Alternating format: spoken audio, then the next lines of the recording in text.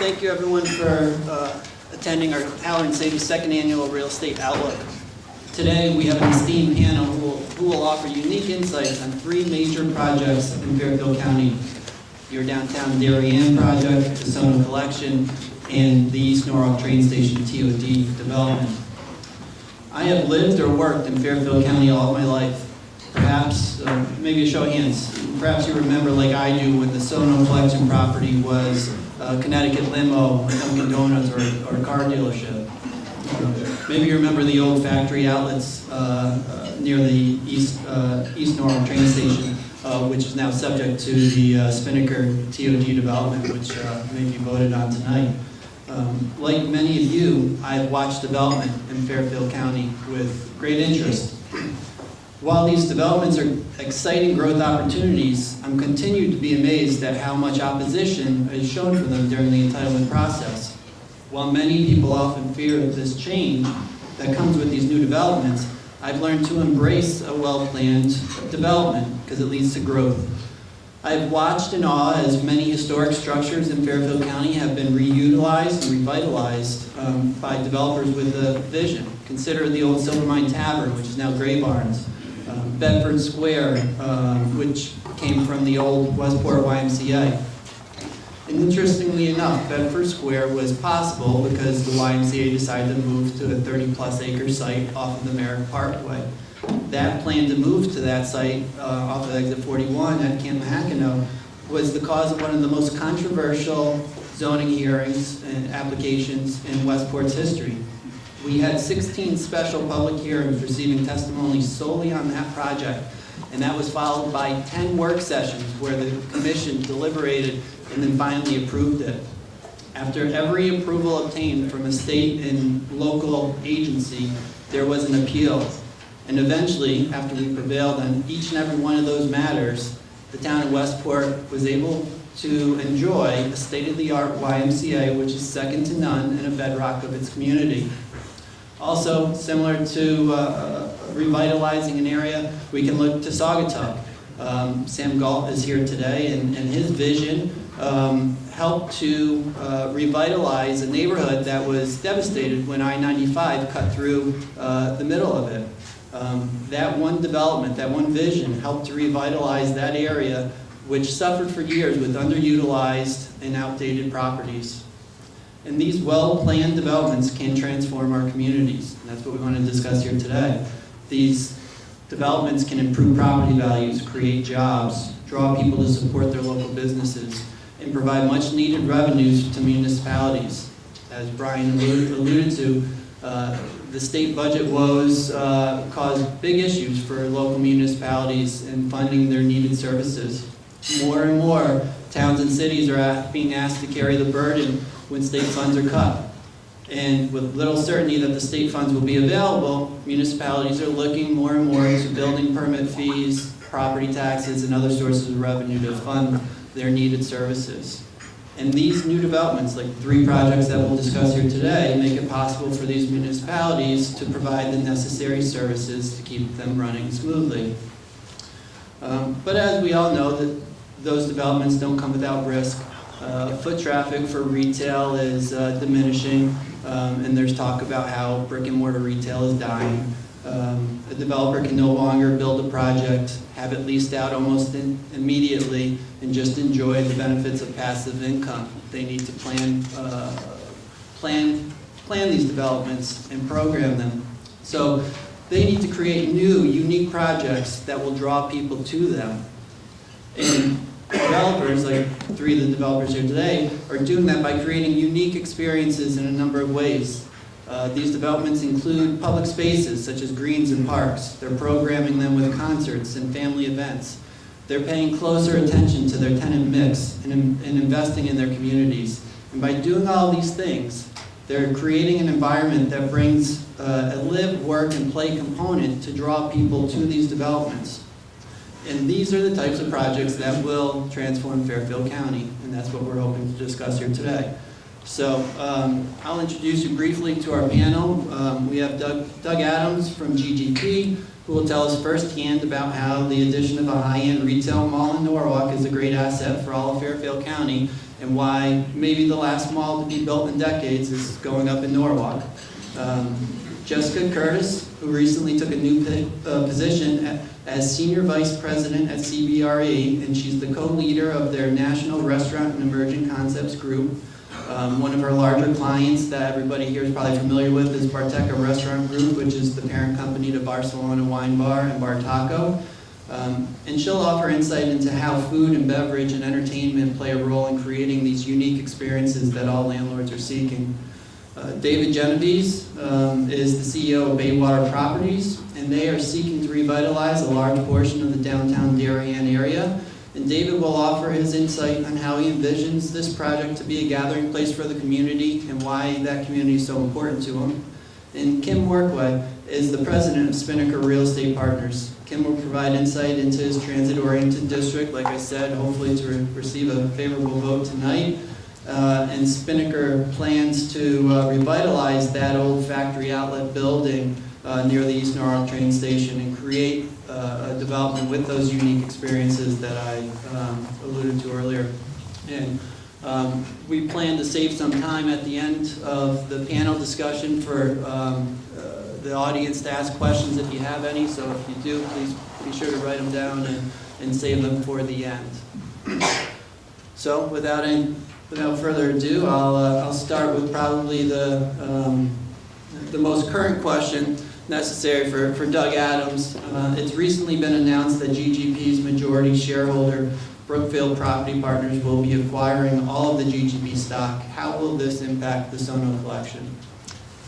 Thanks, Eric. We'll start off with the easy one. This is actually a good, easy question for me. It won't have any impact. The day-to-day team, myself, remain in place. All of our agreements with the city remain in place. Brookfield has been our largest shareholder for quite some time. They have, I believe, 3 seats on our board already. They're actively involved with the direction of the company and are acquiring, hopefully by the end of the year, the balance of it because they like where we're headed and they like our business. David, can you give us some history on the Downtown Darien project and describe how it has evolved throughout the entitlement process? Sure. I grew up in Darien, actually, and worked in New York in banking for about 12 years. Kept coming back to Darien in Fairfield County in 2001 to start my company, Baywater Properties. And actually, the broker that sold me a condo that I owned in Darien at one point was the advisor to the families that owned the post office on Corbin Drive and 10 Corbin Drive. And she convinced me that it was a great idea to buy those properties and basically, get involved in a bigger way in the downtown Darien, real estate market, which wasn't really my focus when I started. But over the course of about 10 years after buying those first 2 in 2007, we assembled the balance of the site, which is about a 6-acre site right off exit 11, in between a 50,000-foot Whole Foods market and across from the sport shop, kind of the anchor retailer of downtown, and then the Metro North train station. So from a real estate point of view, from a transit-oriented real estate point of view, it's a pretty incredible location with great demographics. And we assembled the site and came up with a concept and began talking to the town about what seems like 10 years ago, but it was really only 2. I was 6 feet tall and I had brown hair. Now I'm 6.5, 7 when I let my hair grow long, and I've got obviously gray hair. But it was a 2-year process of basically working with the town to kind of explain that the regulations, the zoning regulations we were working around were from the 1950s, and they were basically set up to control's a nice way to put it, maybe limit development. And tastes changed. People want higher ceiling heights, and retailers want taller ceiling heights. But in an apartment, an 8-foot ceiling, well, they weren't even contemplating downtown living in the 1950s when they wrote the zoning regulations. Now, in-town living is what people want, and they want 9-foot minimum ceilings. And office tenants, because they like that at home, want 9, 10-foot ceilings and cool spaces. So it was an arduous process, but an interesting one. And we had a vigorous, intense communication with the town, the zoning boards, and the community. But there was significant community support for the idea, and ultimately we were able to get the text amendment approved, and now we're preparing for it, hoping to file in May for our site plan application. And it's about a all things said and done, it's about almost a 400,000 square foot project with a mix of retail, residential, and office.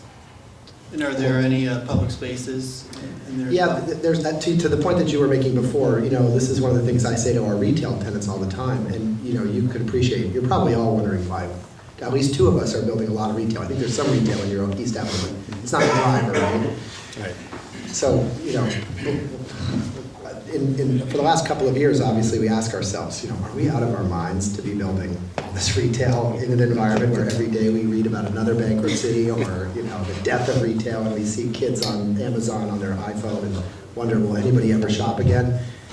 But having spent a lot of time talking about this with our customers and, smart real estate brokers like Jessica in the market and retailers, we're pretty convinced that retail's not dead, that actually it's just different, in the same way that our business is different. And to your point, like, we used to be able to build the buildings and lease them and collect the rent, but now to make these places really successful, and that's what I've gotten really passionate about, we have to program the public spaces. We have to have good public spaces and make these really cool places for people to hang out and want to be and bump into their neighbors. So farmers markets, concerts, art shows, fly fishing, casting lessons, who knows, car shows, whatever it will be. These will be actively programmed places, and that's going to be a big part of our job beyond leasing. Great, thank you. Jessica, your specialty is with restaurant tenants. Why did you decide to focus your career on that industry? How do I turn this on? No idea. Do you know?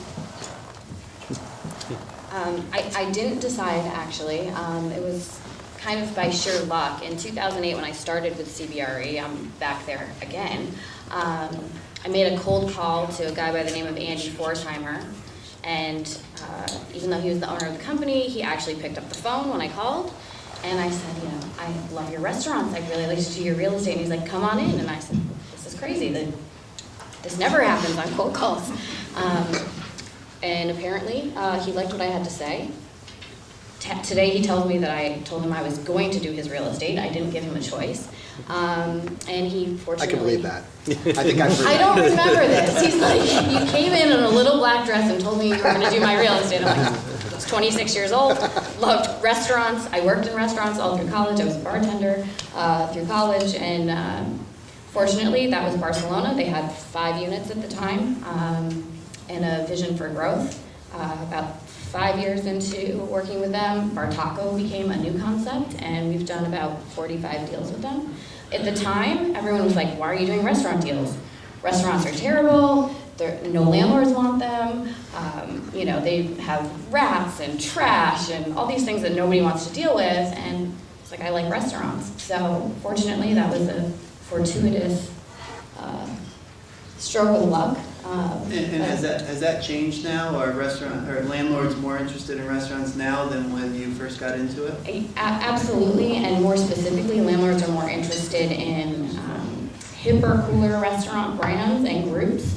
At one point in time when restaurants started to become more popular with landlords because they understood that would drive traffic to their centers, it was like lots of chain restaurants because of the credit. Now we're seeing landlords looking for chef-driven concepts, less credit, more about the cool factor and creating authenticity. I think that's a big buzzword right now, creating, more of a community feel. So, yeah, absolutely. Kim, can you provide us with an update on your project at the East Norwalk train station? Yeah, I'm happy to. And thank you for inviting me, and thank the Chamber for having us. This is a great discussion. As you mentioned, we've completed our land use application and had our hearings and so forth. So this evening, we're looking forward to the report and recommendation. Hopefully it will be positive. We have our fingers crossed. We love the project. It's a terrific location right at the train station, and we think it's going to transform not only that site, but really be a catalyst for East Norwalk and the neighborhood. It is a true mixed use. It's 189 units of apartments, and it's 60,000 square feet of commercial space, about 15,000 feet of retail and restaurant. So that, to David's point, kind of tilts much heavier towards commercial, quite frankly. If this was a new project, we wouldn't put that much commercial space in, but we're reutilizing and adaptively reusing an existing building. That's the old hat factory building. But we're very excited about that. We think we've got some great uses programmed for it, not only restaurant, but office space, as well as some retail. So, Thank you. so is there any press here, by the way? There is? Mhm. Oh, welcome. Would you like to talk to them afterwards? Just want to, I was just curious. Kim will be available after the presentation. I always assume there are. You should ask that question in the beginning, right? I did. You did, yeah. Doug, can you give us an update on the Sono Collection construction? I think everybody can see that it's moving along, but are you on track for your October 2019 opening date? And is everything going as smoothly as possible for this scale? Oh, smooth, yeah. No, any controlled chaos. Yeah, we are on schedule, October 11th, 2019. Mainly because we don't have a choice. That's our date, and we hit our dates. The retailers are very particular. They do a lot of preparation for opening, and we stay on it. The construction is, what you're seeing there is over half of the steel has been erected. The first 4 beams went across North Water Street last week. I don't keep a lot of the stats in my head, but the biggest beam weighs 110,000 pounds. So getting those up and in place, and there are, I think, 5 more to go, was a big milestone for us. Overall, the progress is good despite the weather, and we're hoping we have a dry, sunny spring. David, your original plan called for larger buildings and more parking. What led to the change in design, and how do you feel the new plan will better serve the community? Candidly, we went out and hired an architect and a design team about 3 years ago and got, fully into this idea that we were going to build this landmark place. And I'll admit that, having grown up in the town, I was kind of obsessed with the idea of just doing the most incredible job I possibly could. I mean, we tried everything that we do, but this was going to be, it's sort of a legacy project. And let's face it, cars are not attractive, and open-air parking lots are not that attractive, and more buildings and more people living downtown is better for the economic vibrancy of the downtown to support the restaurants and the retail. So, we got kind of caught up in this idea that we were going to build, 6 buildings atop a 700-space parking garage, underground parking garage on 2 levels. And the parking requirements in Darien, like most of these towns that we're in, are pretty intense. And so we were trying our best to kind of meet the requirements of the town so that we would make sure that it worked. We didn't want to build something that ultimately wouldn't work, because also if it doesn't work, then we won't lease the space and the project will fail. So we designed it. I got caught up in monkeying with the garage to make sure that suburbanites would want to go underground, because we understand too that they generally don't really prefer that relative to surface or structured parking. And when we priced it, we found out that the cost was substantially higher than we thought it was going to be after we'd been done monkeying with it. And this happened at the same time that Doug's firm started construction of his project, which in candor, I didn't think they were going to start building. I mean, obviously, I knew Doug was part of work on it, and I don't doubt Doug.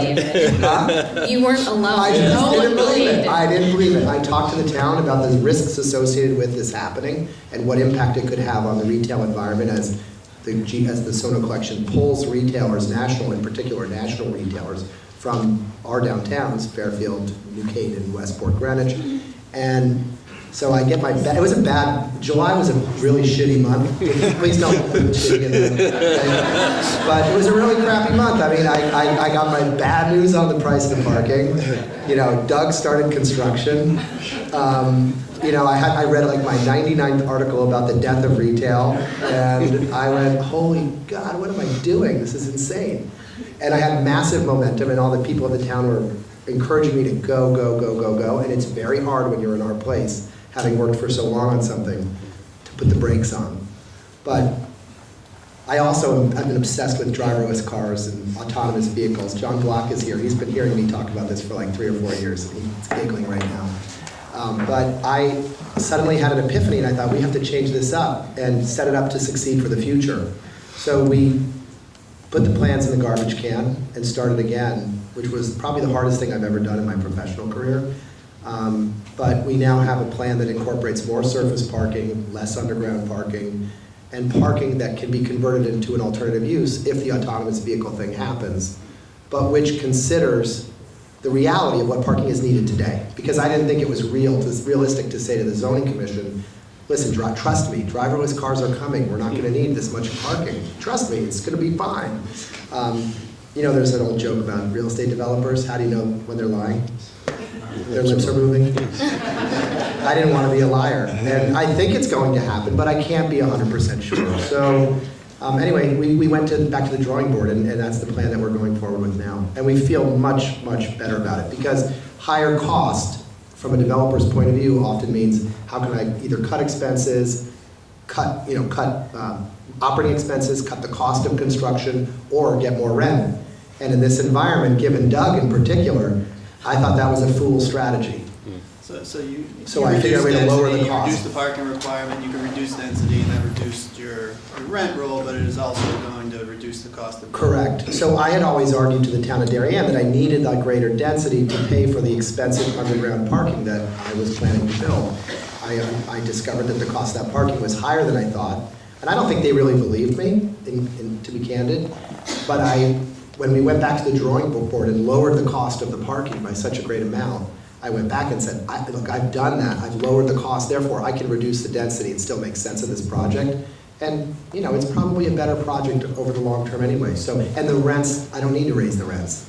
So I can, I can undercut, I can be the lower cost rent provider in a great environment. I'm not competing, we're not competing with Doug for tenants, although he's lately been calling some of the people on my hit list. Not me. I mean, I think they might be starting to scrape the bottom of the barrel. I'm worried when I hear some of the people they're calling, but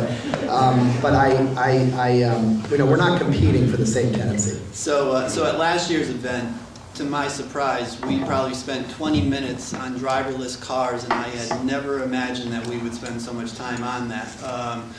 On our prep call, Kim said we could spend an entire session on driverless cars and parking.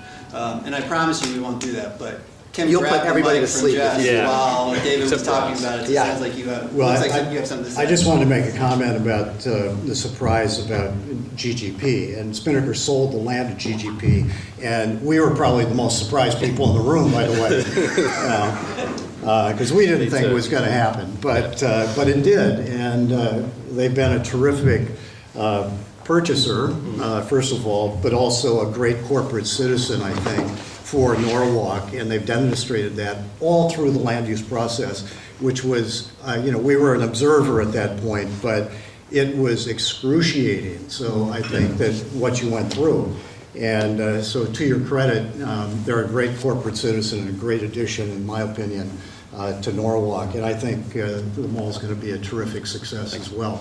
And to David's point, I think that we're in different space. And there are times when we might compete, and by the way, that's not a bad thing to be in competition. But, as kind of Main Street redevelopers, if you will, which I would classify what David does and what Spinnaker does as kind of Main Street redevelopers, we have to curate the space that we have. We're primarily building residential above the ground floor, but on the ground floor, we have a significant amount of space that impacts the pro forma. We still need to fill that up with quality tenants and to curate it, and we need people like Jessica to do that, and great restaurateurs, like Barcelona and so forth. So I just wanted to make that point. Thank you. I want to add one thing to that too, because you can get myopic. We're so focused on our goals and like the things that we're working on and things we've been working on a long time, and you're always at risk of just being too local and worrying about the boogeyman. I kept thinking, oh my God, this thing is 3.8 miles from my project, 3.75 to be exact, but like, what's it going to mean? And will I be able to lease my space? And we have this retail consultant that's been working with us for years on the project, Bob Gibbs, who used to work for Taubman and now is really an urban retail, street retail guy. And he's done like projects in Naples, Florida, if you've ever seen 3rd Street South or other great places. And we were talking about this, and we in Candor talked about not proceeding because of sono collection. And Bob, who actually I think also did some work for the city of Norwalk, on the project, turned to me one day and said, "You're looking at this wrongly. Like, this is a demand generator. This is going to pull people to the area, and you're going to be the totally different experience than that. So in fact, this could be good for your downtown." And I don't think any of us were really thinking about it in those terms when we first saw the shovel go in the ground, but we kind of got there. So I agree. I think in the long run, medium to long run, it's going to be a great thing for the region. Can I respond to that? Yes. I think when you look at the main streets in Fairfield County right now in terms of retail vacancy, it is a little scary. And because I do a lot of national restaurant work and I'm on the road every week looking at other markets, I would say that it's not specific to our market. I think that unfortunately GGP is getting a little bit of the blame for it because you're seen as someone who's picking tenants off from Main Street in Westport or Greenwich. I think Kate Spade announced they're going to your project, which you probably can't confirm. But the state of retail nationally is pretty scary. I think Fairfield County, though, as someone who's done a lot of tenant rep work in the market, has been historically under retail on a retail GLA basis relative to other markets with this type of demographics. And I have a lot of difficulty sometimes with great QSRs that come to the market, great restaurants that come to the market, even great retailers that come to the market, who say, there's not product here that we would do a deal in because it either doesn't have the right parking, it doesn't have the right physical aspects. I just did a deal for a cafe in Darien, and there was only one space we looked at that would work for them out of all the buildings in town. You didn't call me on that. I told you about it. But, and I think you have a cafe in your portfolio, don't you? And you're very protective of your tenants? Yes, that's true. So, I'm sorry, but let's do the deal. But the development that's happened in Fairfield County to date has not been as conducive to the rollouts of some of these brands. I was just in DC yesterday with the head of real estate for Sweetgreen. I don't know if you know that. It's kind of like a chopped salad concept. They've done 40 stores. They just toured Fairfield County and they're like, we don't get it. Like, we couldn't find a space that had ample parking. So I think these new developments with David and Kim and Doug are doing is really creating better product for retail, and they'll be repurposing of some of the existing product. Yeah, it's interesting. The retail, there's no question retail's in a revolution. You talk to the retailers, but on the other hand, it's exciting. We find it exciting. We do have one advantage. When I was lucky enough to be in a room when a company decided to break ground, and it actually happens that way, right? There's a yes, and we have an advantage that we have 120 properties nationally, just over 126 million square feet, and it's doing really well. Our vacancy is holding steady at, I think, sub 4% or sub 3%. So we look at it with that broad look, and we're like, you build the right thing, and it's in the right location, which is critical, and it's the right infrastructure, and it's got what these retailers want to be successful in the future. They're signing. So Jessica, what is it that your tenants are looking for in a project that make it desirable for them? Because you've said that Fairfield County doesn't always have it. Some of these new projects hopefully will have it, but what is it that they're looking for? It really depends on the category of retailer. For instance, we do some work with some kind of cool boutique fitness concepts in Fairfield County, and finding fitness space in Fairfield County is like impossible. And everybody actually, I think the customers want it, right? Like, we've got Solid Core looking, Barry's Boot Camp looking, Orange Theory Fitness is looking. And these are groups that if I go to Denver, Colorado, there are 24 Orange Theories in Denver alone. And they've done 1-2 deals in Fairfield County because finding real estate with ample parking to satisfy the zoning requirements is impossible. So I think that's one of the challenges. Restaurant can be somewhat the same. Some of the regulations in these towns, you've got like the Golden Triangle in New Canaan, and you've got the CBD in Stamford, but once you get outside of that kind of preferred area, you know, the parking requirements become 10 per 1,000, which is impossible to find. So, you know, going to cities like Nashville or Denver, where the zoning regulations are a little bit looser, you see some really cool creative things happening in kind of periphery markets that we would never see here just based on the strictness of the zoning regulations. Signage even, I mean, look at what we went through with Shake Shack in Darien, that was really fun, right? You know, tenants not, and I'm gonna have to go through it again with Cafe Nero in Darien, but tenants can't even get the signage that they need in some of these towns without jumping through a lot of hoops. You know, if I want to change the color of a facade on Greenwich Avenue, it's Architectural Review Board. So if you're a tenant that, I think retailers are looking for more specific branding than they've ever looked for before. They're looking to create like their look and their like an authentic presentation to the retailer, to the consumers, and it's just harder to do here. So it sounds like it's really the municipal regulations that are standing in the way of more vibrant. It doesn't help. I won't say that it's you know, the only thing, but it doesn't help for sure. And Kim, how are you handling the parking at your development in East Norwalk? I know it's a TOD, so presumably the parking requirements are maybe a little bit less than usual. Yes, they are, and you know, this is an industrial zone that we did a text amendment, proposed a text amendment that would adopt the TOD regulations and allow multifamily.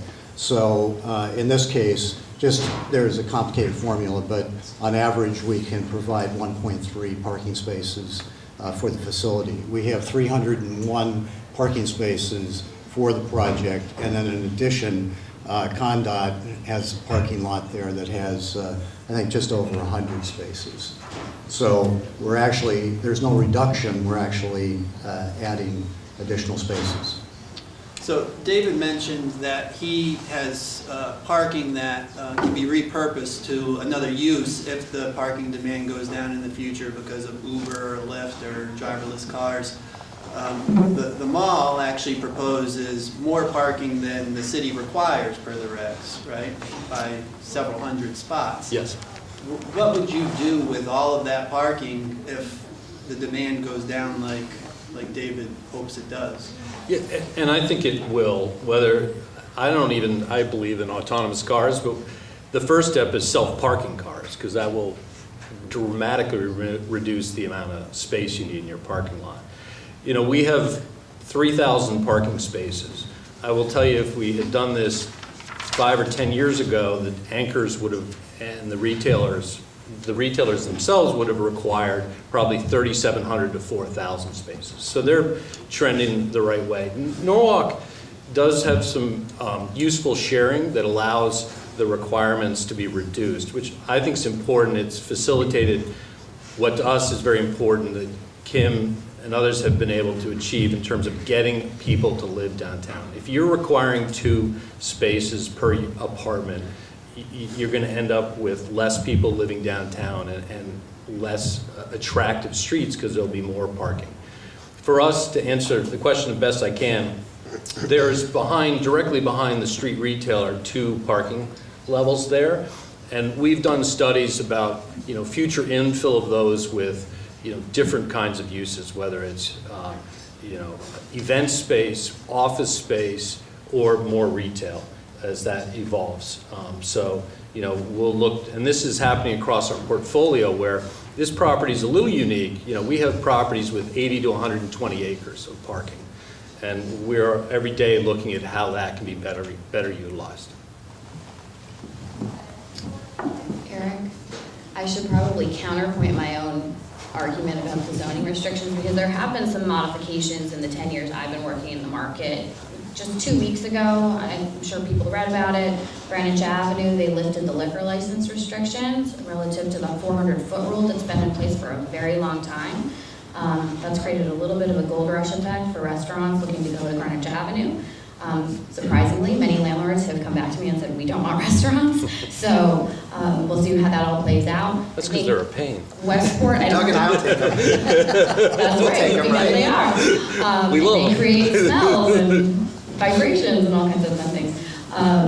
Westport, I don't remember what year it was during the downturn, maybe 2009, 2010. I think they had lifted the 1,500-foot rule in Westport, which was helpful for, I think, developing Saugatuck. Sam could probably speak to that better, but being able to put restaurants in closer proximity to one another really created a more active, vibrant pocket in Saugatuck.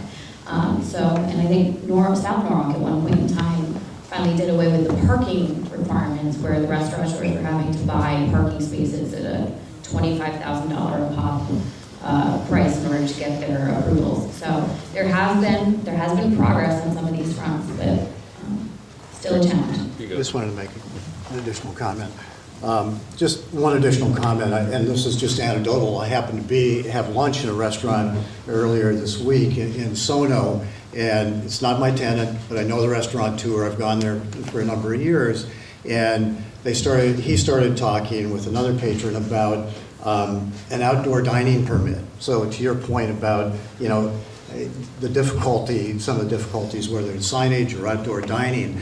And, by and large, these are small businesses, they occupy 2,000 square feet or less.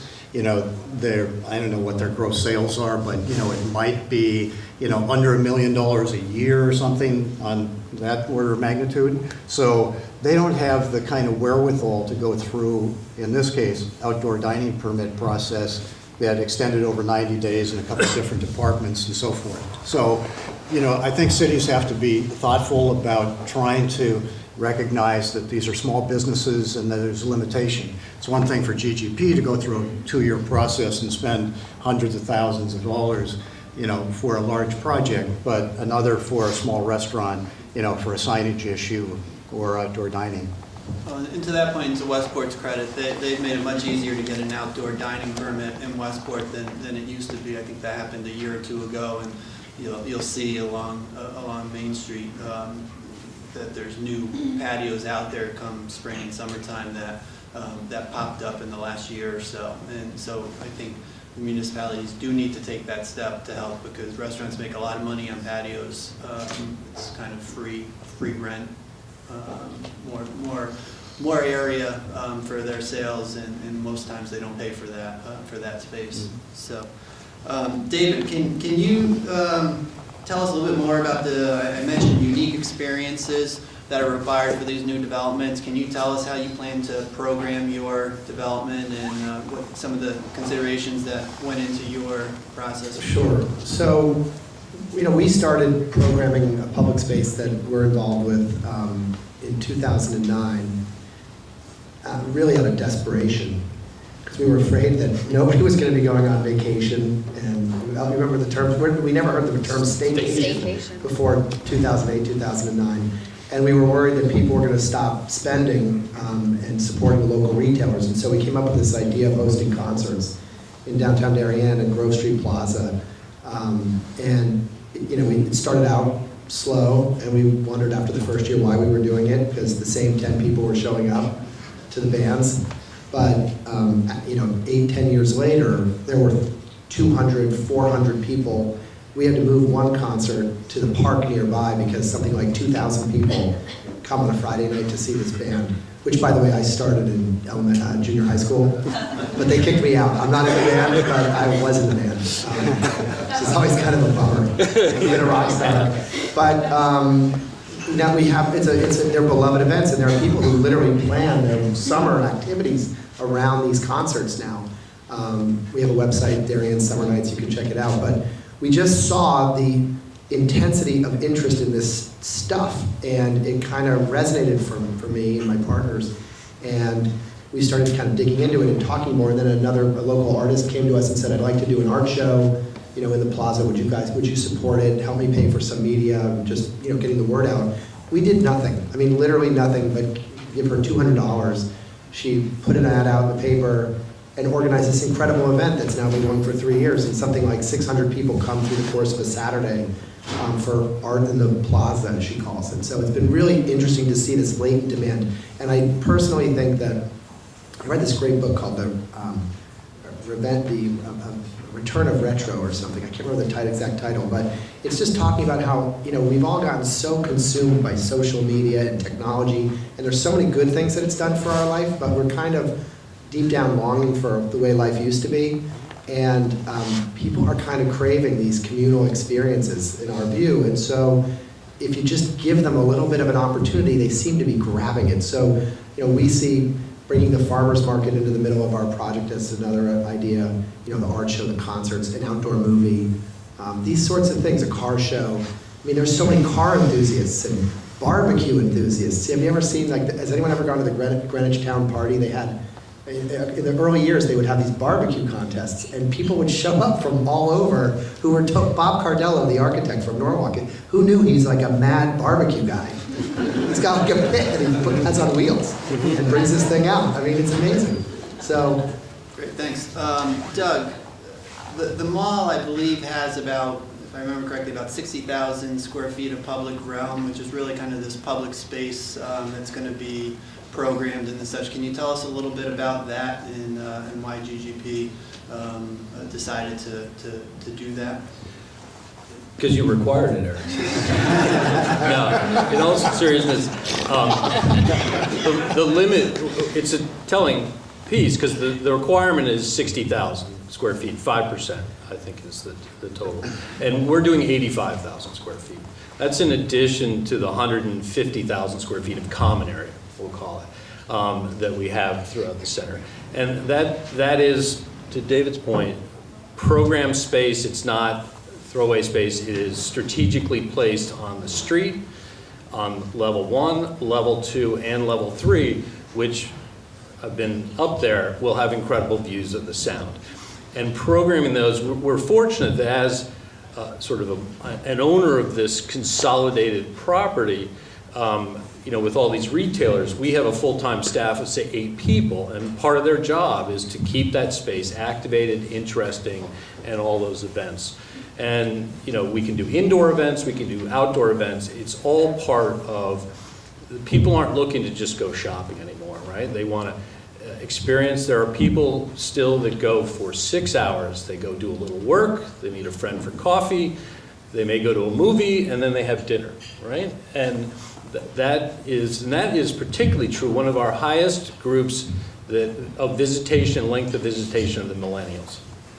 They spend all day social media, but they're connected and they meet and they are frequenting our locations. So it's all part of creating that environment where people will come, they'll do work for an hour and a half, and then they'll meet someone for lunch. And that'll be available at the Sona Collection.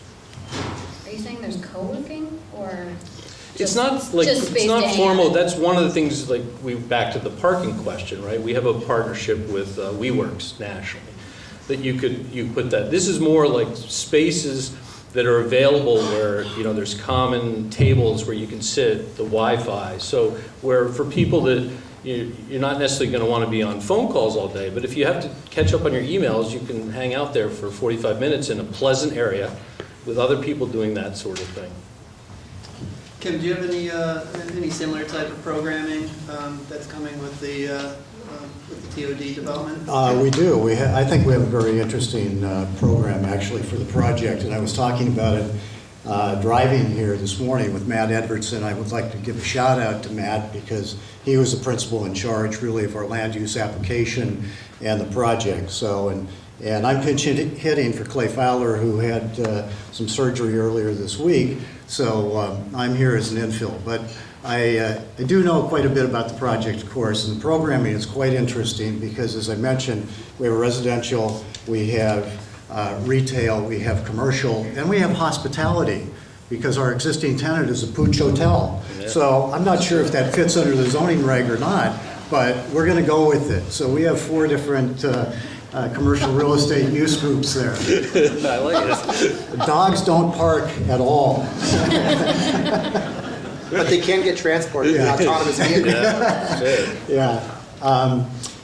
So one interesting thing, we are planning and hoping to have a rooftop restaurant. I was on the roof yesterday, and we actually have great views looking out towards the harbor. So that should be exciting, to have a restaurant in that location. And Jessica, what sort of considerations are key for you when recommending a location to one of your clients? Oh, that's an easy question, Eric. Obviously it depends on the client. Understanding what a retailer is looking for. It could be anything from physical plant, what kind of character of a space that they like, what type of neighborhood they want. Are they a neighborhood tenant? Are they a regional tenant? How far are they going to pull traffic from, a restaurant in Fairfield County? I think Fairfield County is kind of interesting, more so than a lot of markets that I see, because of 95 and how lovely it is to travel up and down 95. We see a lot of customers who, they live in their town, and once they get home after work, they don't really want to go somewhere else until it's like 7:30, 8 o'clock. So I think, taking into consideration how much people are willing to travel from one part of the county to another part of the county. In terms of restaurant space, everybody's looking for patios, obviously, for the reason that you stated earlier. One, people like to dine on them, especially during the warmer months here in New England, because we love to be outside as soon as it's warm enough to be outside. And two, because it's usually free space that they can generate additional sales on, which is important if the restaurant's full inside, maybe not as critical if the restaurant isn't full inside and everyone's just sitting outside. But I think people, and I think retailers in general, are looking for a little more unique space than they've historically looked for. But parking is a big factor of that. I think the restaurant guys are getting really comfortable with less parking, which the zoning requirements haven't loosened up, but Uber is a huge game changer everywhere. I mean, I don't have drinks and drive ever anymore, if I can help it. Usually I make my husband drive, but no, I mean, it's not worth it. If it's a $10 Uber to dinner, and I can do whatever I want, I'm taking the $10 Uber home, and it's just a much nicer experience. So I think, in my age group, which is I won't Younger? You can admit it. 35 to 45, all of our friends Uber to dinner. I think that's a huge game changer. David, you mentioned at our meeting last week that there was an interesting concept out in California where a developer funded an Uber account. Can you explain that a little bit? Yeah, so, going back to our idea of, we have to build this parking to meet the needs today. We believe we do, but we firmly believe that parking demands will decline over time, and they're changing, to Jessica's point about Uber, which didn't exist in Fairfield County 2 years ago. I mean, just by a show of hands, how many people in this room, this is kind of an older group, me included, how many people in this audience have taken Uber? There you go. There you go. So if you're talking to 20, 30 somethings, they don't even think about driving, to dinner at night anymore on a weekend night. So the world's changing, but we knew we couldn't make the argument that we should provide less parking, and I just didn't feel comfortable with that. And I went to the ULI in LA. I think you were there, weren't you? Yeah. And there was a presentation by LA Department of Transportation. Uber was there. Green Street Research, a real estate research firm, was there. And there was a developer in the audience that basically was making the case at the time, and I haven't followed it, so I don't know how it went, but he was basically making the case that, it's clear that, in his view, it's clear that parking demands will decline over time. To fund this parking garage today is, a significant expense. And so what he was proposing was to build, let's say, half as much parking as the zoning would have required him to build, but then he would put several $1 million into an Uber account that would be available, I don't know how he would manage this, but would be available to the customers and the tenants of the building so that they could to and fro by Uber, not needing a car. And his argument was, over time, as the Uber account declines, the cash balance in the Uber account declines, the parking demands will decline, and hopefully, if he's done his calculations right, the two shall meet in the perfect place. That's a bold thing to try to calculate, but the reality of it is, if you step away from Fairfield County, even, I think, Buffalo, New York, Hartford, Connecticut, Seattle, some of these other markets, San Jose, California, they're basically getting rid of parking requirements. So San Jose in particular, I mean, they're at the cutting edge of technology and what's happening in Silicon Valley. They're basically, their downtown plan. Could you imagine if a town plan of conservation and development in New England said we should eliminate parking requirements? It would not happen today in this region, but it's happening in other parts of the country. It's actually happening close by. Mhm. Eliminating minimum parking requirements, and they're setting forward maximum parking you can provide. Well, I think what's interesting on that point, David, is that reducing parking requirements to a level where people expect there to be parking spaces, and then once they get there, there are no parking spaces, is almost worse than saying, you know, there's no parking. Because we have a restaurant in West Midtown Atlanta, and it's a cool old industrial neighborhood, lots of, you know, repurposing of old industrial buildings. Obviously, we put a bar taco in one of them. Andy doesn't care about parking. Ops cares about parking. We ended up doing a lease on a lot that was 50 parking spaces, and we valet into it. It's a complete and utter shit show. Because people show up with their cars because they expect that they can park. If we didn't have any parking, no one would show up with a car. Right. So it's a really fine line, I think. Yeah. Striking the balance between perceived parking, realistic parking, having parking at all or not having parking. Because And it's people, if changing. they want to be there, they'll figure out a way to get there today. Yeah. Can I add one thing? Sure. I always think, you know, you hear these tenants, you know, we'd have customers that would say, you know, the problem is the parking, or you hear people say, the problem's the parking, my business is failing because of parking or signage. And I always think, not to be cynical, but that those are like easy things to blame, externalities people can blame when maybe there's a problem with their business, not the signage or the parking. Yeah. I remember Saraswati Yoga. I didn't go to Saraswati Yoga, but when they were on, in East Norwalk, they were over by, you know, head of the harbor. Yeah.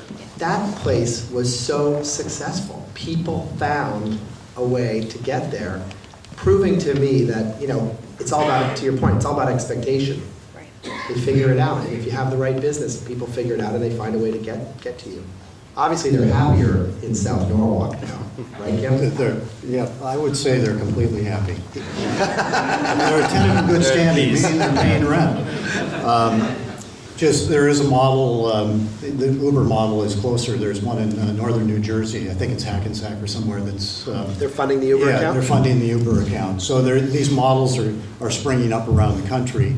And I actually read the Green Street memo, actually, on automated cars and so forth, and Uber and how that's going to transform the industry. And it's, you know, it's probably a little bit slower than, you know, some of the kind of what's being advertised, but it's coming. And by 2030, there's going to be pretty much a, you know, almost a full, you know, integration. And by 2045, it's going to be a completely different landscape. So I think that's all, you know, it's interesting and it's very dynamic, and it is kind of happening now. I agree with, you know, with Jessica that, you know, if you build it, then they'll expect it. But if you don't build it, you'll probably be able to figure out, you know, a methodology that will work just fine at a lower cost. So it's, you know, it's a changing field and a changing landscape out there. And one of the challenges for commercial real estate, of course, is what do you do with all this space? You know, suburban office buildings, there's 1 billion parking spaces in the country. And, you know, their utilization, when you look at it, is maybe, you know, 20%. So there's a huge inefficiency here that needs to be wrung out of the system. And, you know, we kind of look at that as opportunities, quite frankly, especially around suburban office. You know, where in our region, it's pretty much a zero-sum game. You're taking somebody else's tenant. So there's overcapacity. So we should be converting more office space, I think, to other uses in general. I'll put in a pitch. Part of our approvals, and we've already funded $550,000 to the city of Norwalk to go towards the establishment of a trolley or a, not a trolley looking thing, a circulator, thank you, that will go around the entire South Norwalk and uptown area. That's where the apartments are.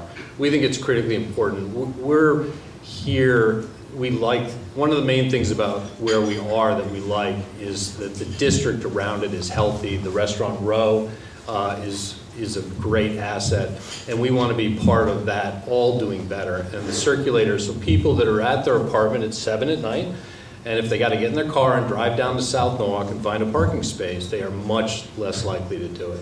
And if you can go out and you can look in your phone, say that circulator is going to be here in 3 minutes, and I can walk out my door and get on it and be in South Norwalk in 5 minutes, that's a win for everybody.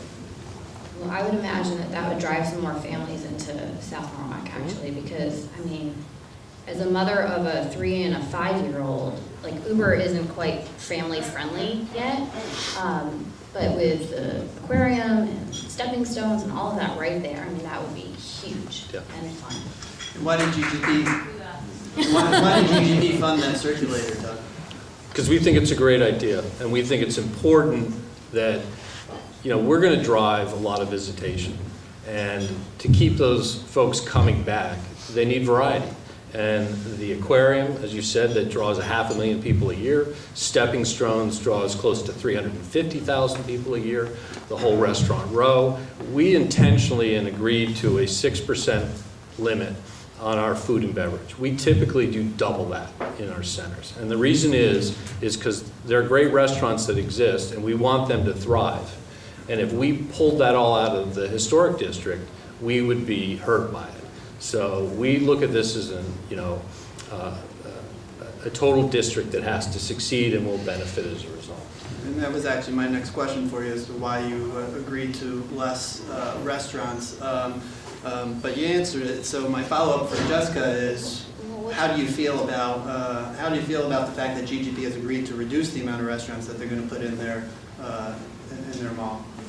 I don't have any strong feelings about it. I think, to my earlier point, you're creating some retail space that I think there are certain restaurant groups that have never been able to come to Fairfield County because I've never been able to give them a site that would work in terms of size, parking. I mean, I can probably give you a long list of tenants. Houston's, Hillstone, that group. Uncle Julio's is looking at, like, there are some bigger national restaurant groups that we don't have the space that actually comes with parking. So I think we're going to get some interesting things. I think we'll get some interesting things and fill a void for that type of restaurant space. Yeah. All right, well, I think I've hit on pretty much everything I wanted to hit on, unless somebody wants to add something that I didn't ask. I think now would be a good time to open it up to questions for everybody else. We have about 30 minutes to go, so there's plenty of time for people who want to ask a question. We can pass around some mics.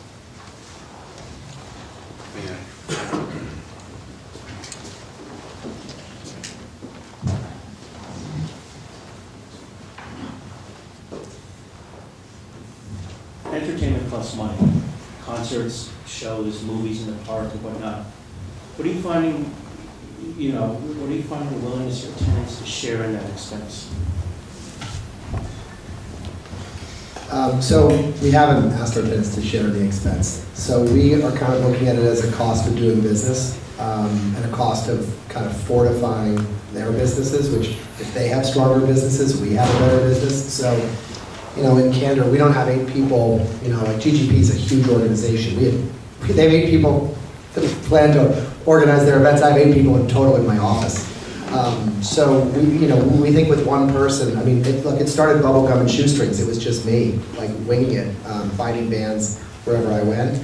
But you wouldn't believe, once word got out that we wanted to do this, you wouldn't believe how many people want to play. And actually, the cost is not that significant. I mean, the cost ranges from $500 to $1,500 a night, and but for the impact it has on the environment, it's kind of. To my point again about my job's different than it was, our business to succeed has to be different than it was for the last 30 years or 40 years. This is kind of a cost of doing business, and so we haven't been charging our tenants for it. Our experience has been similar. I would just add that we look to try and engage our tenants and maybe even the greater community around arts and culture. And a lot of times, they'll bring the content, the programming, the sweat equity to the event or the program. And we might provide, the seed money for the infrastructure, whether it's, projectors, lighting, some sort of tables and chairs, that type of thing. Advertising. I should add one other thing. So, we also started this in 2008 or 9, and we funded all of it. I forgot to mention, we actually have had people call us, like other businesses in the community, and any and all of you are welcome to call me and ask if they could sponsor a night. So, like, we kind of underwrote it fully for the first 10 years, but, the Darien Board of Realtors took one of the bands and, covered the cost of the band. We cover all the advertising. So, there are other local businesses that want to become a part of this effort for free advertising, not free, but good advertising and sponsorship. I just one quick additional comment. There's a gap here, or I think a great opportunity for young people to get into this business as programmers and curators, kind of in this retail commercial space that are activating, both commercial real estate, but as well as community activities. I found that retailers are specifically averse to paying into any sort of promotional funds or marketing funds because it just adds cost to their occupancy, obviously. But I wouldn't underestimate the power of, being able to say as a leasing broker, David does all of this for the tenants. It creates such goodwill when you're courting tenants to be able to say that you're really active in the community and doing all these things. But I think it probably ends up benefiting you in the long run in terms of getting the tenants. We hope so. So, I've got a question. I said it's probably mostly for Kim, but I don't really know in Darien if you've got much vacancy down on Main Street. But we see a lot of the newer developments and the older developments where you lease out the residential floors above fairly quickly, and the first floor retail stays vacant for quite some time. And although there seems to be a push now to have public realm space and programming, it hasn't transitioned so that we're not seeing pop-up shops in the vacant retail or a short-term, art gallery for a week or for a month. Is there a reason why we don't see more of that type of use of essentially vacant retail? David did that. Bedford Square did that. Well, our experience, we've got several different experiences in different locations. But at Ironworks in South Norwalk, we were fortunate that we leased up all the ground floor space. Now, we moved our office there, and so part of it is office. Office is a legitimate ground floor component in mixed-use projects, for smaller firms like ours, commercial real estate, professional firms, etc. But we have a great mix of use there. We've got 3 restaurants. We've got Saraswati, a yoga, place. So our experience there has been a positive one. We did some pop-ups during the lease-up period. In other environments where it's not as, strong of an economy, it's more challenging. We have some ground floor retail space, commercial space in Bridgeport. So there we're having to do a lot more kind of event-oriented programs and events and so forth and pop-ups to try and generate some interest and create a place. Just very quickly, in St. Louis, Missouri, we basically funded a not-for-profit to put in 35,000 square feet of a blues venue, blues museum there. We found all the money for them, and we provided the format, 35,000 square feet. Huge deal, plus 5 different restaurants. It was a Herculean effort, but it's a completely different place now, and it's actually standing on its own, economically, whereas, 7 years ago when we started, there was no market. So we had to create that. And Portland, Oregon, residential above, the ground floor there has primarily been restaurant and small amount of retail, and we try to limit it. Can I Can I comment on that? You want to answer your question? Are the pop-ups, do they help drive foot traffic, or are they an asset, or are they more of a Band-Aid until you can find a long-term tenant? I mean, do you desire to have space allocated just to pop-ups because it's something new all the time and more people coming to check out something new? Well, I think it's an interim use. I wouldn't call it a Band-Aid. I think it's, but the strategy is to create interest, to create, foot traffic, and to create an amenity for, the existing residents and tenants of the area. we've had pop-ups become permanent tenants. Right, So- they can be a great incubator, Yeah, so we right? have this idea to have two pop-ups, rotating pop-up shops. Jeff from Green and Tonic gave me the idea to have like a space that's dedicated, small space, but just to allow people to try. Because you have all these entrepreneurs that are out there that may want to try, but then they meet the landlord and they say, oh, I have to sign a 5-year lease and personally guarantee it and invest all this money. It's a daunting step to take. Right, which is, so I met with a developer 2 weeks ago in Atlanta, and he's developing a project outside of Raleigh and Cary. And one of the components of their project is actually like a retail version of a food hall, where they're designing 15 stalls within a large space, and it'll be created in such a way that tenants can literally plug and play into a 6-month or a 1-year lease and try out their concept. And consumers will be able to walk through and see new product, and I thought it was very cool. On the pop-up front, I think there are a lot of reasons that pop-ups don't happen in the market. I mean, look at Greenwich, I think I counted 37 retail vacancies in Greenwich. Pop-ups are a pain. You've got to engage an attorney to draft up some sort of agreement, which costs money. Most of the tenants don't really want to pay anything. A lot of the spaces aren't really equipped for a pop-up. I mean, I've got one listing that someone could just come in and plug and play into, but some of them are raw spaces. They don't have electric, they don't have utilities, they don't have HVAC. I mean, so it's not as simple as just looking at a space and going, oh, someone should be in there. A lot of times it costs real money to get them in there, and for the amount of term that they're willing to offer, it just doesn't make any sense. Can I say one more thing? Yeah, sure. Having worked on a number of these residential buildings with retail on the ground floor, like I worked on Waypoint here in Norwalk, I worked on Harbor Point in Stamford, don't always assume that it's vacant because no one wants the space.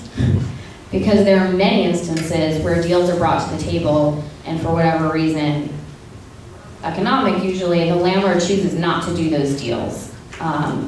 So it's not, I don't think people sit around on vacancy if they can help it, but there are some landlords that aren't that tenant friendly, and we end up with long-term vacancy. Yeah, restaurant build-outs are extremely expensive. So, and restaurants, as we know, can be, a very difficult, challenging business. Yeah, separate from the mall, Kim and David, who I know well, are mixed-use developers, and they focus on that space. And it is the fact, to what Jessica said, that a lot of the larger apartment companies underwrite their deals on the apartments. And they don't care. I mean, they want to fill it, it's additional money, but it is not their focus. So those spaces sit vacant in many times because of the focus of the institutional investor or the landlord that's in charge. For incubation, we are heavily invested in incubating tenants. We use pop-up. It's easier for us in a way because it's internal to a center. We have probably a better infrastructure for doing pop-ups, but it's critical because it is a huge commitment for someone to come out and start a store and do it. So the pop-up is critical. And we believe, and we have found that the internet has been a net positive to our portfolio. The internet is the best retail incubator out there that this world has ever seen. You used to have to sell out of your house and maybe do a catalog, or you rent a little space and see if you can get enough people to buy your product and grow that way. Now if you've got a great idea, you put it on the internet. Warby Parker, Glasses, they now have, I think, they're headed to 100 stores, right? That is, we're working daily to harness that incubator, get them pop-up shops in our locations, and turn them into stores. Can I make a comment? Yeah. I want to make a different comment too. I don't think GGP, from my perspective, because I've thought a lot about this whole retail dynamic and what's happening, I don't think GGP gets enough credit, so I want to formally say thank you to GGP and Doug for this initiative investing with Norwalk Community College in the retail training program, because I don't think people realize the significance of that and the importance of it. And having spent the better part of the last year having hard conversations with a lot of my tenants about what's working and what's not working, one of the conclusions I've clearly come to is that, retail's changed in that statement of the obvious. You can't just have a good location and a good product, stack it in the store, and expect that people are going to come and buy your goods. that model worked before when time wasn't scarce and the convenience factor of the internet wasn't in our pocket. The stores that are succeeding are the stores that are really engaging with their customers. And the Nationals have the omni-channel, they're engaging with the internet, they give you an internet option, you come into the store, you can return it, you can be marketed to, they know what your browsing history is and they're targeting you with targeted ads. But I have a customer that sells women's clothing in Darien, and she confided to me that, well, most of the time they don't want to tell me what their sales are because they're afraid if they tell me that sales are good, then I'll demand more rent. So everybody's doing terribly all the time. It's kind of interesting. But this one customer who's pretty candid with me explained that when she had in the store a good salesperson who was engaging with Instagram, or if something would come into the store that she thought customers, Jessica would like, she'd text Jessica and say, Jessica, this cool new skirt came in, I think you'd really like it. She's sending hundreds of those a day to my wife and my daughter, and friends like this. But she said when she lost that salesperson, the sales of her store went down by 50% over the course of a quarter. So, and it wasn't a seasonal problem. So I just think that, when we hear from local retailers too that, oh, woe is me, business is terrible, no one's buying in my store anymore, I think the conversation we have to have with them to help them is that, maybe you have to think about how you're doing your business because the world's changing. And I'd say that only in the most constructive way. Oh, my turn. Go ahead. Just to follow on David, there'll be 1,900 people working in our center. It's a real issue for us to provide a great workforce for the retailers to hire. So we funded a 5-year program with the Norwalk Community College for customer service training. And rather than wait, we started it already and graduated our first class. So I want everybody to know, the chamber to know, these folks are coming out. The next class has just started. It's an 8-week program. It is signed off with a certificate from the National Retail Foundation, the curriculum that's designed by that. We're going to get these folks' names out there because we need to get them jobs, and you want them. These are people that proactively came to join this program. They come, it's not a small time commitment. They pass an exam at the end, and they're just great. So they're out there and they're ready to work. Matt, you had a question? Yeah, we're trying to do some rezone that's in the town of Greenberg, and I hit upon so many of the points that you made, and I was wondering if you can expand on what it's like to go through this with the town, and if you can give us a little more detail on it, because I'm going to be going through the same ordeal. Yeah, well, I guess your date, right? Yeah. And because I'm an architect and I'm trying to do this for a client, and it's interesting that a lot of the same points you made are the same points that I made in my narrative. So I was just curious if you could add on. That's Greenberg, New York. Greenberg, New York. Which is Okay. Paul Feiner is still the town Yes, Paul supervisor? Feiner is on the. Good luck. Is on the head.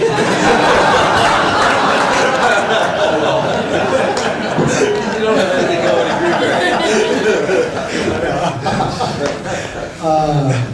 What did I learn? I don't know. I think there's been so much talk about Bridgewater and their approach to business over the last few years in particular, and now that Ray Dalio's out hawking his book, The Principles, all the talk of like radical transparencies amped up. Have you noticed that?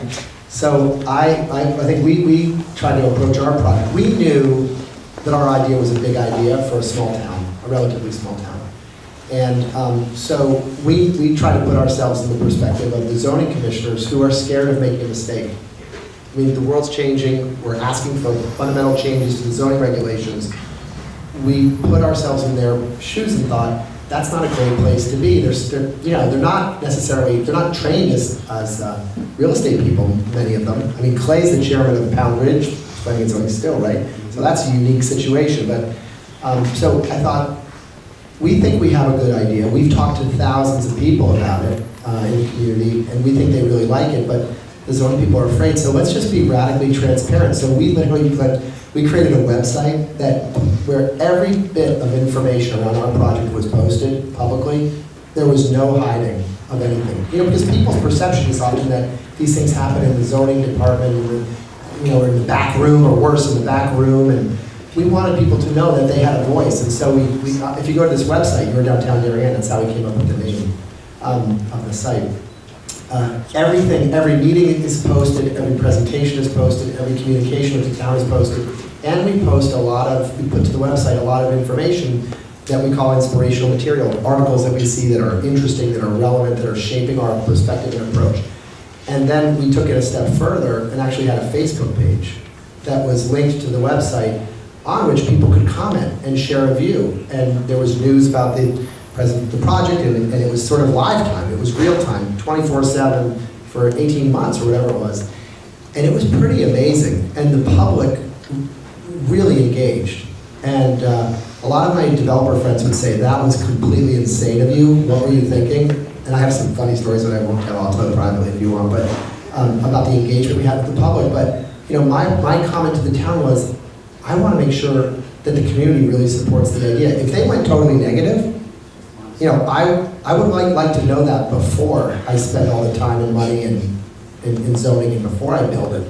And so in our case, I think that the radical transparency really helped get people comfortable that we weren't hiding anything, and we were open to suggestions, and we would literally post on Facebook like, what restaurants do you want? They want Sweetgreen, by the way, so we need to talk about that later. And what don't you like, and what are you concerned about? And I answered every question. And it was a little scary too, because if some of you tracked this, you saw it. It wasn't all peaches and cream. Like, David's great. This is an awesome project. There were a couple of negative people, but we left all of it up. So no matter how crude or crass someone was, we left it up so that everybody knew that it was authentic and uncensored, and we dealt with it. So. Yeah, I couldn't agree more. We were transparent with what we wanted to do and how we do it. It's important to be transparent. Honestly, it's important to address not only the supporters, but the people that are opposed. And 207 meetings later, you got enough people. So I'm just going to add a BS comment. And the BS comment is before Spinnaker. I actually did something in Greenberg probably 25 years ago. Paul was the town supervisor, so he's obviously somebody that's the community has supported for a long time period. I would say community engagement is really, really important there. So, I don't know what your proposal is, but as long as it's reasonable, you listen, react, engage. I think that it's 80% housing and then micro retail. So yeah. it's exactly what everybody's doing and the trend. Right. And there's going to be a big meeting Four Corners because they're having the same problem, trying to lease up all this vacant retail because it was an office and retail zone, and that's kind of obsolete now. Well, I think if you have the support of the community, particularly there in New York is different than Connecticut, and in many ways more challenging because of seeker and so forth. But I think it's really important on the community engagement, and I agree with the comments about transparency. Brian? Yeah, this question is for Doug. Sure. Can you talk a little bit about the tenant mix that you've seen there? Obviously, you can't disclose. I'm sure you can't disclose tenant names, but where they're coming from, are they domestic, international, and how do you compare, say, like the existing malls that are out there? Obviously, Stanford Mall. What are you doing differently than those malls and malls that are out across the country today? Kind of reverse order. We're not trying to be different. I think just because we have the opportunity to build something new, it's by definition different and represents kind of what the retailers, we're very in touch. We have over 15,000 retail spaces in the portfolio. We're getting constant feedback from our retailers as to what's important, what do they like, what do they want to see, and what is the parking experience and all of that. So that's good. The mix is broad in terms of we don't have a ton of entertainment because we don't have the size, and there's already entertainment in South Norwalk. But we'll have uses that are not traditional fashion. We've already talked about the food and beverage, which is important for people that are there. It's important for activating West Avenue, which we're doing. And then playing off the different personalities of the two anchors between Nordstrom and Bloomingdale's, one being a little more home-based, right, and one being a little more sort of nationally focused. That's sort of the retail as well. You can't do 100% nationals. It gets a little stale. But you That's why you're calling my peeps? That's, not me, David, not me. But a mix. You always try to put some local people, regional, not the first, but people that have 6, 7 locations. Maybe they want an 8th, because there are people that want to be on the street, which we aren't, right? We're intentionally not Main Street, but they'd like to do our version as well, which is a little more programmatic and a lot more customers walking by your front door every day. Can you share how leased out the space is? I think we're just over 60%. And that's for inline or? That's total. So I think, I don't know the exact percentage, but it's 40-something or whatnot. But we're just over 60 overall, which is on schedule with where we expected to be for a 2019 opening. Matt? Tucker Murphy with the New Canaan Chamber. Great information. Thank you all for being here and sharing this with us. In New Canaan, a small little, quaint little New England village, 20,000 people, we spend a lot of our time at the Chamber really about these programmable spaces, events, our strolls, things like that. Any strategies on how you actually convert that then to sales in the retail store? The restaurant scene is alive and well, we have no issues there, but really we get all this great foot traffic, but then how do you actually get them in the stores and spending? Any thoughts? Honestly, I have no idea. I think the key, it's like marketing's getting more scientific, but and I'm a real estate guy, not a marketing person, so I'm probably demonstrating my total ignorance. But I think the idea of just getting people into the town, even if they're going to the restaurant, they're walking by a store, they may see a store that they didn't notice before. I think it's just about getting feet on the street, because to Doug's point, the point he just made is true. Like, they do have an advantage if this comes together the way they want it to. There's a lot of foot traffic, and in a lot of our downtowns, we have less. Woman to woman, I'd say program female-only events. Because I live in Wilton, I'm 7 minutes from downtown New Canaan, I work out at Oxygen, used to shop at Mrs. Green's. The events that I've gone to in New Canaan have been fairly often family-oriented, which means I'm bringing my kids, which means I'm not shopping. If my husband's with me, I'm probably not shopping because I don't want him to know what I'm spending, and I don't want to look at him sitting on a chair while I'm trying to browse. So I would say if you can focus more on women, you probably would have a better outcome in terms of getting people into stores. I think New Canaan has some really amazing boutiques. I shop at many of them, and to the conversation earlier about customer service, I mean, Soleil Toile, Yeah. holy cow.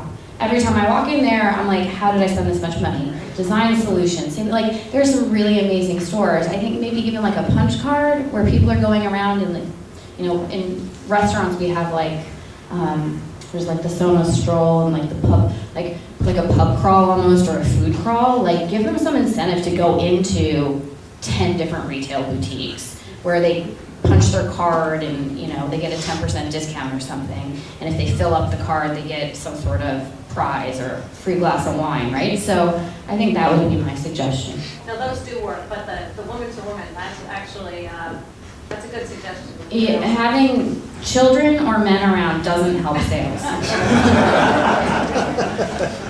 Yeah, enough of the beer festival. Any other questions? Questions, people? Someone have a question? Ryan, far right. I could ask, how do you determine the hours for the retail shops? Because as we see in downtown Westport, a lot of stores close earlier, and to your point, Jessica, I'm usually not shopping before 6 p.m. because I have work and children. So we don't even have the chance to utilize those stores. This has been a pet peeve of mine since I started working in the market, because I do feel like the retailers really operate on a stay-at-home mom schedule, shall we say. I don't know how else to say it. The 10 a.m. to 6 p.m. and I think some of the stores are open until 7 in Westport, but 10 to 6 in Greenwich. I mean, I'm fortunate I'm a retail broker, so I can give the excuse that I'm doing research and I can shop, but I don't know how women who work actually get to shop in our market. So I think the mall will fill that void for sure. Yeah, don't tell them. So that's one of the issues. We're open typically, 9:30 or 10 till 10 at night, and then some stay open till 12 or 1 in terms of restaurants. That's one of the reasons we don't have a lot of the small mom and pops, because that is a huge burden for them. You're talking about a lot of hours a week, and they're not used to hiring people. They're used to working in the store. And to tell someone they've got to be there 80 hours wears them out, right? Because you don't get to close. So, unless you're Chick-fil-A. So, we extend for that reason, because there's a lot of shopping that goes on at 9 at night. And you have to have the retailers set up, because otherwise you have 2 stores open on the street, because 3 people who own small stores go home for dinner. It's an issue. One more question? Sure, just a question, Pastor Jessica, or anyone who wants to jump in, but as exciting as the mall is, that circulator idea is super exciting, and activating a larger region with the visitors that are coming to the mall. I'm just curious whether you foresee what the demand will be on vacant spaces either now or in the future. Will rents possibly go up because there's a circulator that's bringing people into SoNo? And then secondly, what do you think will be the psychology for landlords, and maybe you can jump in on this as well, of whether to wait on the mall opening before figuring out the rent trend, or to try to get people in advance with the thought of either, getting noticed ahead of the mall opening, or, I don't know, but there's got to be a psychology to that October opening date that is cascading through the rest of the retail sector, whether it's in SoNo, Waypoint, Connecticut Avenue, or what have you. I'll address the first 2. The circulators that we've studied around the country absolutely increase economic activity and increase rents. I think on the, that's probably it on the circulator. Yeah, I think generally, I think connectivity and mobility are positive. In terms of, rent trends, we're kind of in the market, and we're somewhat reactive, I would say. So, and we can't really afford to wait. So if we have a tenant come to us with what we think is a good proposal, we're going to engage, negotiate, and put them in the space, because, whatever happens 2, 3, 5 years from now, we're just not that, long-term looking. We try not to be, so. I think if you look at the historical retail rents in Fairfield County, whether it's Stamford, Norwalk, Greenwich, Westport, I've been in the market since 2008, active. There hasn't been any sort of dramatic pop in rents in any of these markets. There was a short period of time where the rents on Greenwich Avenue got really, really high. I think I did a deal 2 years ago at $180 a foot net, which was kind of insane at the time. They've compressed quite a bit. I think it takes a while for retailers to believe, meaning the mall's going to open and all the surrounding retail might be available, but they're going to wait to see what the sales volumes are coming out of the mall before they believe in a higher rent going forward. I definitely think that the rents in, what we're seeing with retailers who are coming to the market now, so if they're a national retailer, there's a lot of wait and see approach. Like, they're talking to GGP, they're looking at Main Street, Westport, they're looking at Greenwich Avenue, they'd be looking at Darien if David was doing that, having that conversation right now. But a lot of retailers are kind of sitting on the sidelines going, how is this all going to play out? And I think that's contributing to a lot of the vacancy on Main Street in Westport right now, is that you can't do both, and no one's really sure which one they want to do. I don't know what kind of rents you're quoting on the mall, but we're definitely seeing compression in the rents in Westport, just as a result of supply and demand. So we're pretty much out of time. Ryan, I saw you had a question. Do you want to ask a quick one? Maybe a quick closing question. I was just going to ask what the panel sees as sort of the largest, opportunity or challenge to creating a positive, real estate outlook in Fairfield County going forward. It's a pretty That's loaded question. two big questions. Tweet and a more positive note. I'll just say, I think it's our belief, and people say I'm self-serving, but the restaurants are a prime example that more successful restaurants breed more successful restaurants, and the better the retail is in Darien and New Canaan, the better it is in Fairfield County. People look at it as a as a market, and if it's healthy, they're visiting different places, different shopping experiences, and kind of it all helps. I would go much higher level and say that the state needs to kind of correct this issue of people leaving the state, because I have more of a national view. You know, I go to Nashville. I've been to Nashville 4 times this year. Nashville's got 140 people a day moving there. Austin, Texas, 120 people a day moving there. To a city, not a state. To a city, you know, Charlotte, Raleigh. There's a lot of really great things happening in some of the southern states that is very pro-business. And I always remind landlords that when they're saying like, oh, well, you know, I don't like this deal that you're giving me, I'm like, well, you have to realize is that these retailers, they're not just looking here. They're looking everywhere and going, you know, where's the best bang for my buck? Like, how do I get my customers at a rent that's reasonable? Where's the growth? So I think you really have to figure out how to get people to keep coming to Connecticut in order to sustain more retail growth. Yep. Well, both my partner and I just recently moved to Connecticut. So we're bucking the trend, I guess. We're optimistic. I think the biggest challenge, generally is to lower the barriers, and I think the biggest opportunity generally is to lower the barriers.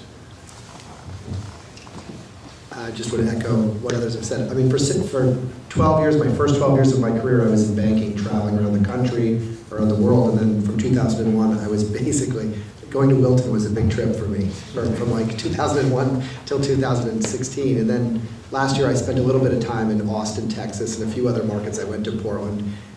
I suspect a lot of people here are very locally focused in their business, and I would encourage you should go visit some of these other places just to see what Jessica's clients are seeing, because it is kind of astounding how kind of anemic what's going on in the state is right now. So it isn't great. I think Kim might have made the point earlier. It's not a great business model to be leasing buildings and taking tenants from other places and then those spaces sit vacant. We need growth. We need job growth. We need household formation. And hopefully, younger people stayed in the city a little bit longer, got married a little later. My hope is that, that trend's going to start to kind of come our way now. We're going to start to see some more in-migration from the city, because we are here in Fairfield County as opposed to the state. There is a difference, big difference. We are kind of a derivative of Manhattan, what's happening in Manhattan. So I'm optimistic that we'll get more people, but the state as a whole really needs to get its act together. We are in such a crisis of confidence right now. And I'm sure you have these conversations, but encourage your legislators to focus on reality and get out of the state and see what's happening elsewhere, because we need to turn this or we're all going to be in a kind of bleak place for a while.